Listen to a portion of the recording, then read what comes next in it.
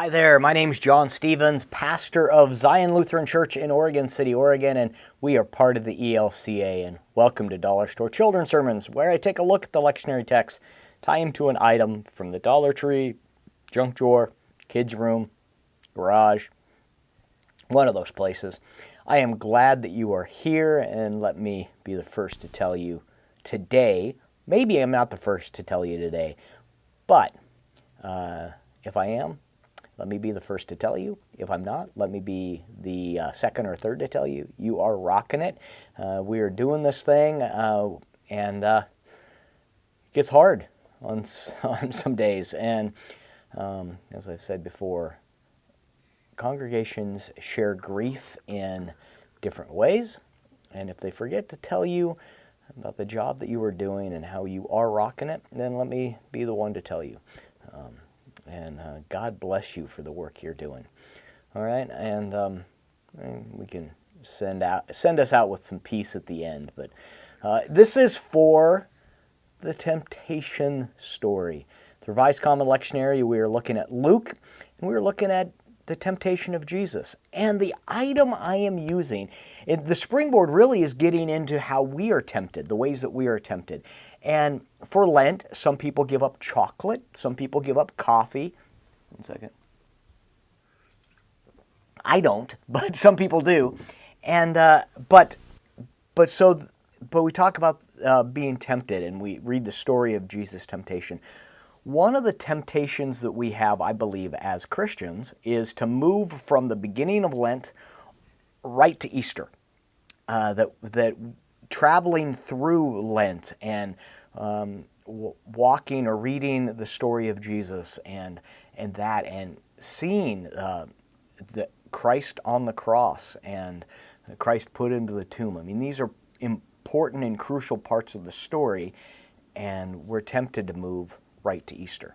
So the springboard that I'm using is kind of that idea that we want to sugarcoat the cross, and sometimes more literally than we anticipated. And the item I'm using for this week is from the Dollar Tree, and it's the chocolate cross. It's a candy cross. And I like at the end is making candy fun. Now, there's nothing wrong with this, and it's at the point, but I'm using this as I'm using this as a springboard to talk about sugarcoating the cross, about how we want to move right to Easter. I walk into the Dollar Tree and there's all the Easter stuff is out, which makes sense because of how stores do holidays and people needing to get the things and supplies and the things to do the things and the other things. Anyway, but I am using this as the idea of that we want to move right to the resurrection. We want to sugarcoat it. We want to make it all sweet and nice. And this is hard stuff. And we can talk about the temptation of Jesus when he's out there and he's tempted by the devil. And here are the things.